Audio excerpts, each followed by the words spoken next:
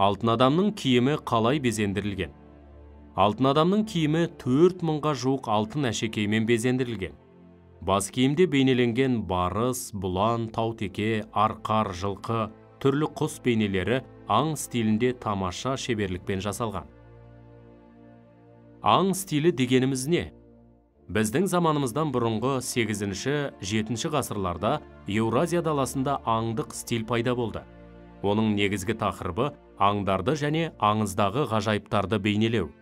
Аң стилі өнері сәндік сипатта қолданылды. Әртүрлі бейнелермен қола қазандар, құрбандық заттары, қару-жарақтар, ат әбзелдері мен киімдер әшекейленді. Сақтар бұл стильмен қалай танысқан? Аң стилі өнерінің дәстүрімен сақтар оңтүстік Батыс Азия мен Иранға жасаған жорықтарында танысты. Осы жерлерден сақтарға өмір ағашы дейтін арыстан бейнесі тарады. Бұл ұғым жергілікті жануарлар мен аң құстардың жылқы, қой, түйе, бұғы, ақбөкен, барыс, жолбарыс, бүркіт, қасқыр, қоян бейнелеріне ауысты. Алтын адамның бас киімі туралы не білесің? Жақұт тастармен әшекейленген сырға және қазіргі қазақтардың бас киімдеріне ұқсас шошақ төбелі биіктігі 70 сантиметрге жететін бас киімі бар. Бас киім 150-ге жуық әшекей заттармен безендірілген. Биік, шошақ төбелі, ұзындығы 70 сантиметр шамасында. Бас киім әшекейлердің орналасуына қарай 3 бөліктен тұрады. Көк әлемі, жер әлемі, жер асты әлемі. Арқардың алтын бейнесі бас киімнің ең ұшында орналасқан. Ол таудың мұз басқан шың құздарын мекендеуші жануар тәңірге бір табан жақын, кіршіксіз деп есептелген. 4 жебе нені білдіреді? Жан-жағындағы 4 жебе әлемнің 4 тарабын бейнелейді. Олар сабы жіңішке алтын лента мен спираль сияқты оралған, және жоғары жағы жапырақ тәрізді, ортасы қуыс болып келген.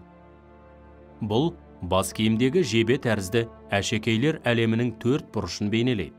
Ал құстың қанаттары жоғарғы биіктікті, жоғарғы әлемді білдіреді. Алтын адамның киімдері тағы қалай әсемделген? Алтын адамның киімінің мойын жағы, жеңі, көкірегі алтын тоғалармен өрнектелген. Сақ ханзадасының қолында 2 алтын жүзік, құрастырмалы белбеуі болған. Алтын пластиналар жапсырылған қынапқа салынған ақинақ, қызыл қынапты ұзын семсер табылды.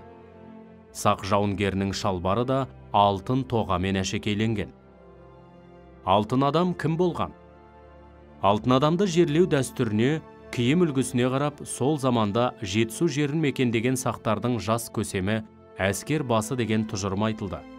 Сақ жауынгері саусағына 2 алтын жүзік киген, оның біреуі сәнді бас киім киіп, қырын қарап тұрған адамның бас бейнесі бар алтын жүзік.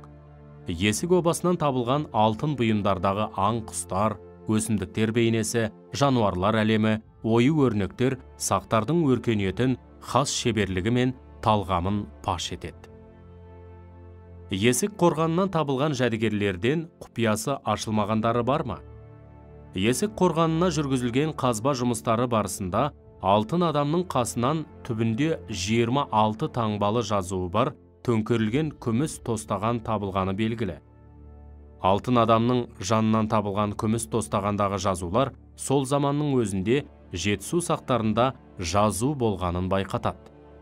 Ол жазуды ғалымдар толық оқып ажырата алмай отыр. Сонымен қатар, табылған көне жәдігер сақ заманының материалдық мәдениеті, өнері, мифологиясы туралы мол мәліметтер алуға мүмкіндік береді. Алтын адам сақ елінде өз заманына сай өркениеттің болғанын дәлелдейді.